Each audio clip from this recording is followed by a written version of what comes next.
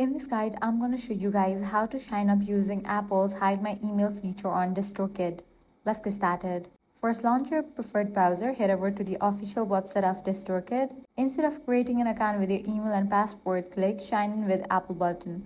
Apple will ask you to sign in using your Apple ID if you aren't already signed in. During the setup process, you will see two options: share my email or hide my email. Choose hide my email if you want Apple to keep your personal email address private. After that, confirm your identity using Face ID, Touch ID, or your Apple ID password, depending on the device we're using. Once you complete the sign up process, Apple automatically creates a unique private email address ending in @privately.appleid.com. This private relay email becomes the email address associated with your DistroKid account. Even though DistroKid only sees this private relay address, you don't have to worry about missing important message.